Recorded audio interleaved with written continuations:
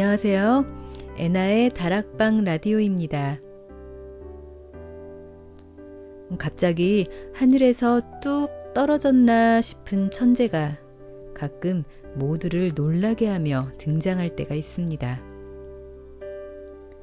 자신의 분야에서 무언가를 이루기 위해 오랜 시간 끙끙거리며 노력해온 세상의 수많은 감남을녀들을 허탈하게 하고 자괴감까지 느끼게 하는 그런 천재 말이죠. 중학교 중퇴와 주물공장 노동자라는 마이너한 이력에 평생 읽은 책이 10권도 채 되지 않고 글쓰기 교육이라고는 한 번도 받아본 적이 없다는 사람. 그런 사람이 사흘에 한 편씩 1년간 무려 300여 편의 단편소설을 쓰고 급기야 베스트셀러 작가의 반열에 올랐는데요. 오늘부터 3번에 걸쳐 읽어드릴 소설집 회색인간의 저자 김동식 작가님 이야기입니다. 김동식 작가님의 첫 번째 소설집 회색인간에는 총 24편이 실려 있는데요. 이야기 한 편 한 편이 끝날 때마다 상상 초월의 반전은 물론 인간의 욕망과 본성에 대해 두고두고 곱씹어 보게 하는 여운이 남습니다. 모든 이야기가 너무나 기발하고 재미있어서 무엇을 읽을지 고르는 것도 정말 힘든 일이었는데요. 그중 오늘은 신의 소원 읽어드리겠습니다. 재밌게 들어주세요.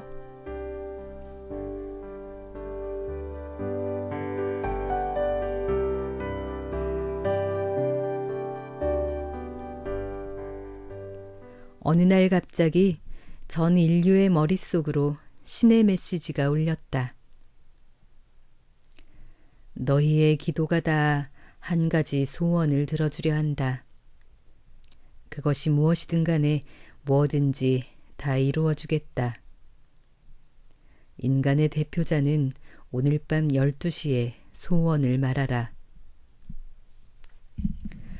전 인류 모두가 함께 들은 메시지는 신빙성 논란을 일축했고 인류는 빠르게 의견을 모으려 했다. 그러나 얼마 안 가 갑자기 하늘에서 빛의 기둥이 내리쬐어졌다. 희한하게도 세계 어디에서도 볼 수 있었던 그 기둥의 끝은 어느 한 교도소를 가리키고 있었다. 빛은 교도소에 수감된 죄수 잭을 비추고 있었다. 건물과 가림막 모든 것을 무시하고 잭만을 비추는 빛의 기둥은 신성함 그 자체였다. 신이 말한 인간의 대표자가 잭이 된 것이었다. 인류 초미의 관심사였던 그 소식은 곧장 전 세계로 퍼져나갔고 세계는 당황했다. 왜 하필 잭인가? 왜 하필 연쇄살인마 잭이란 말인가? 당황은 했지만 어쩔 수 없었다. 사형수였던 잭은 곧바로 특급 호텔로 이송되어 최고급 대우를 받게 되었다. 세계는 토론했다. 어떤 소원을 빌 것인가? 많은 후보들이 언급됐다. 지구온난화, 세계평화, 인간 수명 연장, 대체 에너지, 우주 진출 등등. 하지만 문제는 잭이었다. 아무리 인류가 소원을 정하더라도 잭이 그 소원을 빌지 않으면 말짱 도루묵인 것이었다. 그때 누군가 말했다. 연쇄살인마 잭을 어떻게 믿는단 말입니까? 잭의 말 한마디로 인류가 멸망할 수도 있습니다. 그의 우려는 타당했다. 신의 축복에 들떠있던 인류는 어쩌면 이것이 신의 재앙이 될 수도 있음을 인지하게 되었다. 인류는 고민했다. 인류가 잭에게 무릎 꿇고 빌어야 한단 말인가? 잭이 과연 인류의 부탁을 들어줄까? 인류는 이 위험한 도박에 운명을 걸어야 하는가?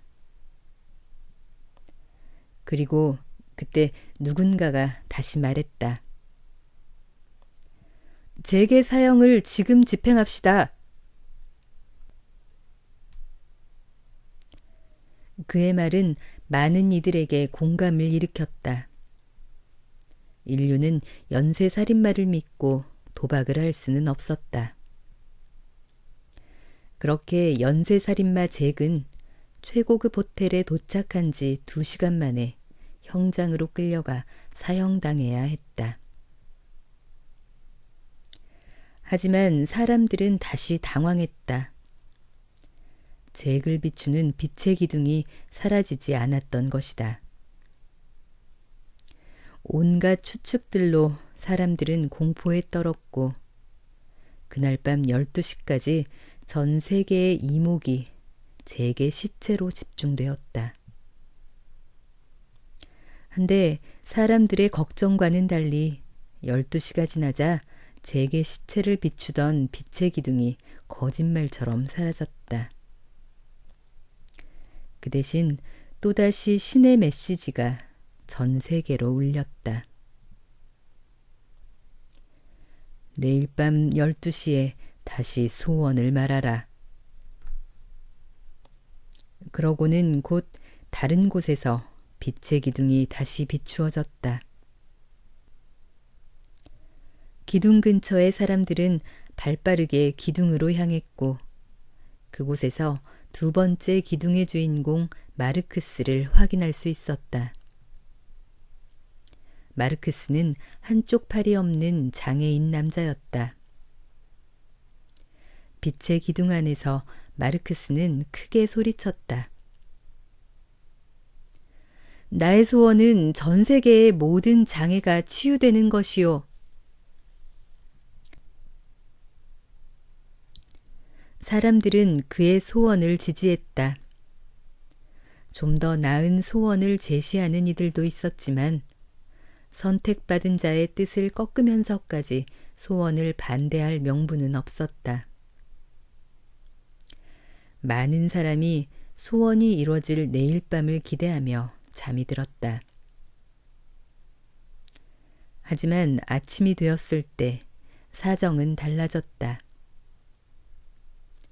선택받은 인간 마르크스에 대한 모든 신상명세가 낱낱이 파헤쳐졌고 온갖 소음들이 터지기 시작한 것이다. 마르크스는 전쟁 군인이었습니다. 수많은 사람을 죽이고 그 과정에서 팔을 잃은 겁니다. 마르크스는 최근까지도 정신과 치료를 받고 있었소. 그의 정신 상태는 몹시 불안정하오. 마르크스는 매일같이 술을 마십니다. 술에 취할 때마다 마르크스가 항상 입버릇처럼 하는 말이 있습니다. 빌어먹을 공국놈들은 죄다 찢어 죽여버려야 해. 그는 과거 적국에 대한 원한으로 가득 찬 위험한 사람입니다.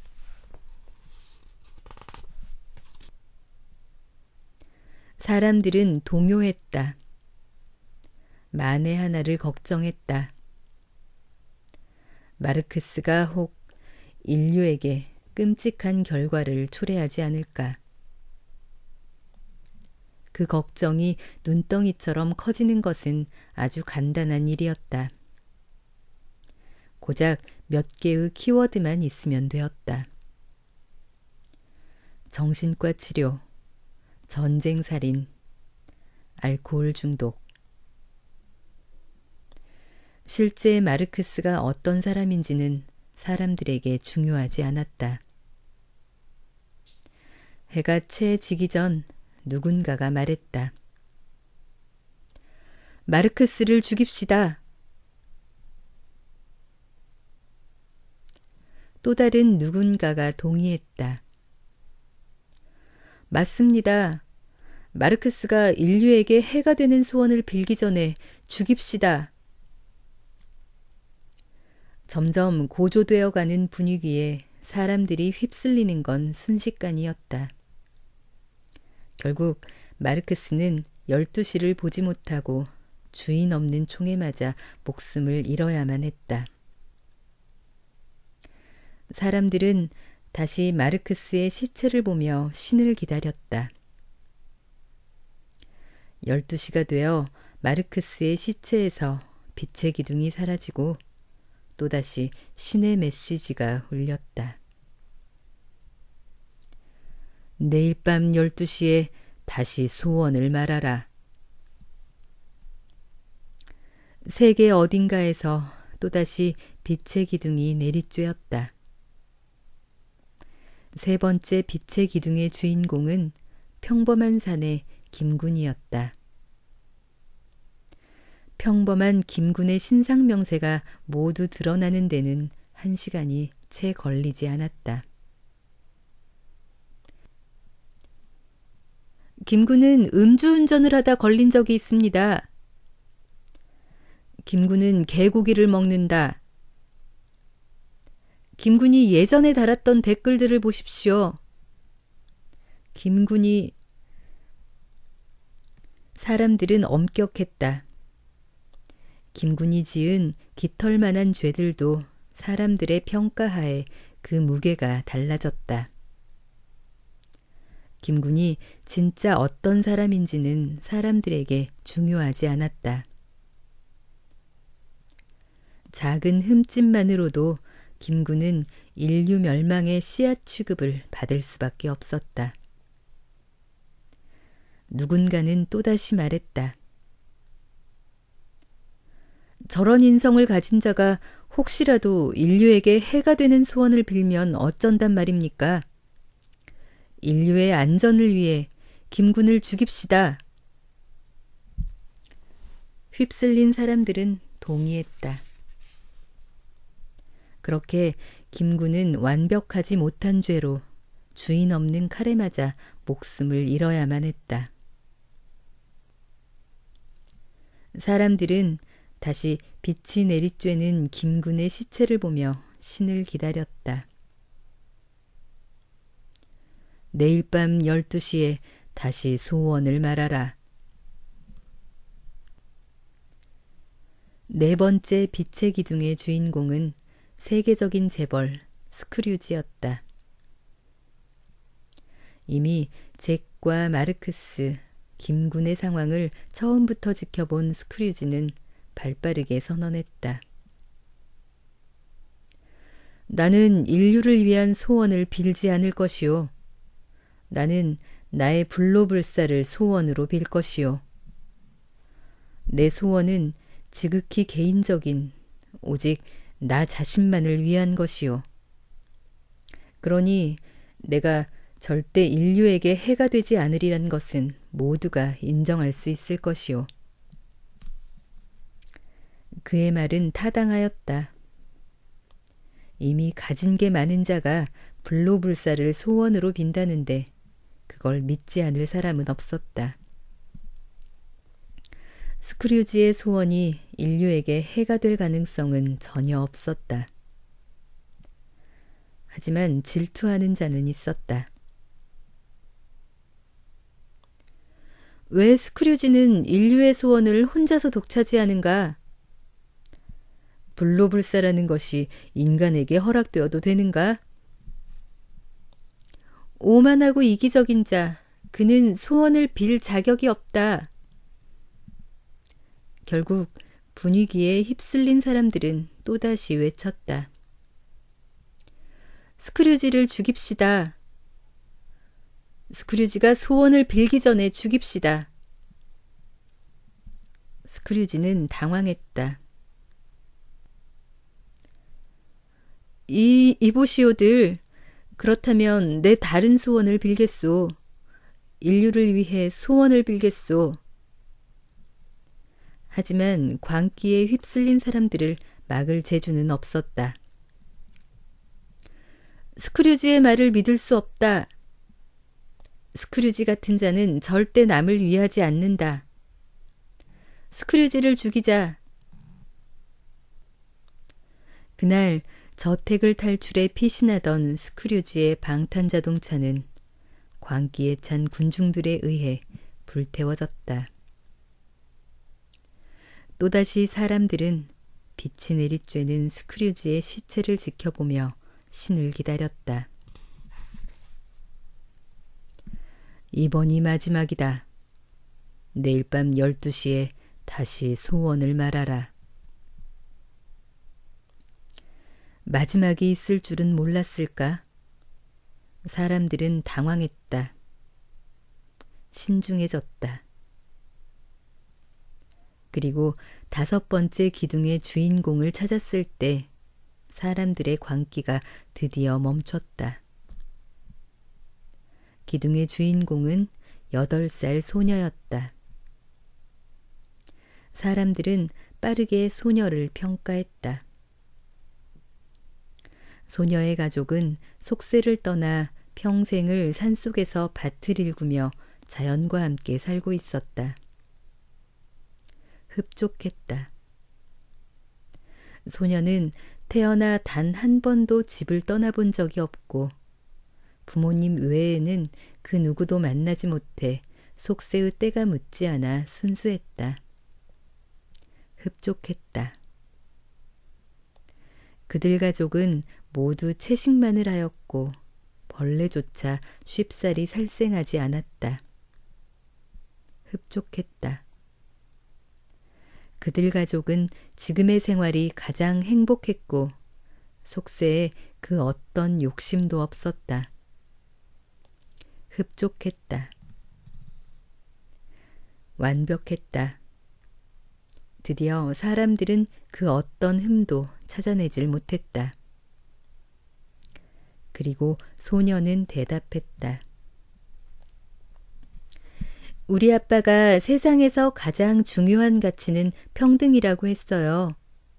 저는 세상 모두가 평등해졌으면 좋겠어요. 평등. 소녀의 대답 또한 사람들에겐 만족스러웠다. 사람들은 소녀가 올바르고 똑똑하다며 매우 칭찬했다. 물론 더욱 유용할 소원들이 많았지만 소녀의 순수성을 더럽히지 않기 위해 다른 소원을 강요하지 않기로 합의했다. 사람들은 처음으로 빛의 기둥 속 살아있는 사람을 보며 신을 기다렸다. 평등해질 세계를 기다렸다. 그렇게 12시가 되었다. 소원을 말하라. 천진난만한 소녀는 밝은 미소로 소원을 빌었다. 그것은 인류가 잭에게 상상했던, 마르크스에게 상상했던, 김군에게 상상했던, 스크류지에게 상상했던 그 어떤 소원들보다 더 재앙이었다. 살아있는 모든 것들이 인간처럼 똑똑해졌으면 좋겠어요.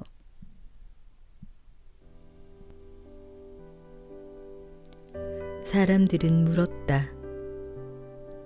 어디서부터 잘못된 걸까? 바퀴벌레도 그 물음에 대답해 줄 수 있는 세상이 와버렸다.